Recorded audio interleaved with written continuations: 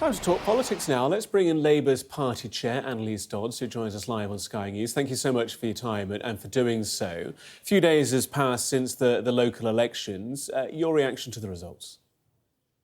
Good morning. Well, it was very clear that people last week voted for change. They voted to turn the page on the last 14 years of decline and chaos and to have that chance for change with a real plan for economic growth, a plan for our public services. I think that was a very clear message, but sadly, Rishi Sunak doesn't seem to have listened to it, and he's not setting that date for the general election that people clearly desperately want. The Conservative Party lost 474 council seats. You gained 186. The Lib Dems also gained triple figures. Other parties and independents over 110 seats. Is it not fair to say, with due respect, that you should have done better? Well, you could always say that about an election, of course, because ultimately it's people's decisions next to the ballot box that determine the outcomes. But actually, if you look at the places where Labour won last week, Labour won in those areas that we need to ensure we win at the next general election.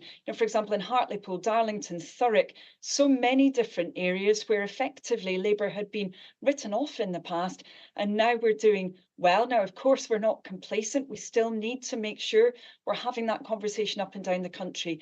But I think these results show that now people are well aware that Keir Starmer has put the Labour Party back in the service of working people. We stand ready to govern, and we need to have that general election that people are calling out for.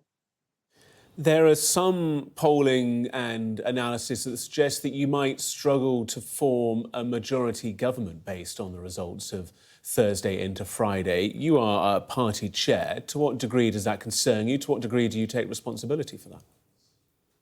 Well, actually, I think most of that analysis assumes that you can just take local election results and somehow read off from those what will happen at the general election. That's never been the case.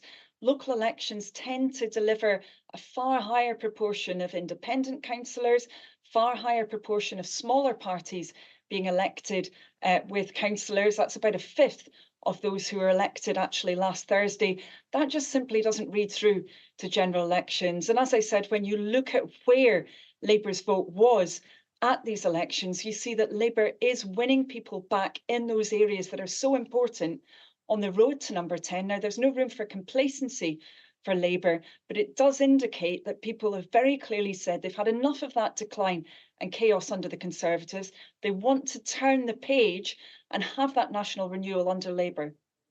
We'll get on to decline, as you call it, under the Conservatives. I know you've released a video that you've linked to that. Just one last question, if I can, about the local elections. You say about people coming back to Labour, but it's undeniable heavy losses for the party in wards with large numbers of Muslim voters. How do you plan to rectify that? Do you think that your position on the situation with regards to Israel and Gaza needs to change? Has that been the barrier, do you think, for the level of support you saw? Of course, people are desperately concerned about the situation in Gaza. There is a humanitarian catastrophe there. There are appalling levels of suffering. And of course, Labour did call for an immediate humanitarian ceasefire. We've also called, for example, for the International Court of Justice's interim rulings to be held to as well. And we really do need to see the UK government using every ounce of its diplomatic muscle right now to stop the killing that's taking place in Gaza and the appalling suffering as well. So we will continue to call for that. And of course, if there are people who have supported Labour in the past who maybe turned away from Labour for whatever reason, we want to have that conversation with them. We want to understand their concerns and, of course, act on them. And, it's really only the How Labour will you Party act? that's determined to be listening to every community. Sorry, go on. How will you act? Well, by ensuring that we have that conversation, that we are acting on the basis of people's concerns. And as I said right now, and I'm sure many viewers will have seen some of those appalling scenes on the television, including overnight, we're really saying that the UK government must be acting now with other countries and really pushing for that desperately needed immediate humanitarian ceasefire and the other changes that we've called for as well.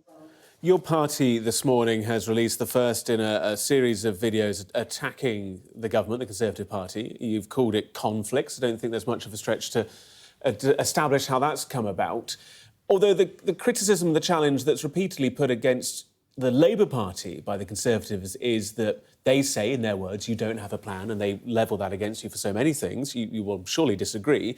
Do you not think that perhaps that by creating kind of stunts like this, that you are fueling that argument for the Conservative Party, and that perhaps it would have been better to publish more details rather than a stunt video? Well, of course, we've repeatedly published those policy proposals that we believe are essential for getting our country back on track. For example, ensuring that we get Britain building again, that we would have an industrial strategy, that we would be ensuring we set up GB Energy, a publicly owned energy company, that we would be creating those new jobs up and down the country, and of course also make sure people's incomes and living standards are improving with our New Deal for working people. So the detail of policy is there. When we have that conversation with people up and down the country, they say that change is so necessary. But of course, that change is necessary because of the decline and chaos that we've seen over the 14 years.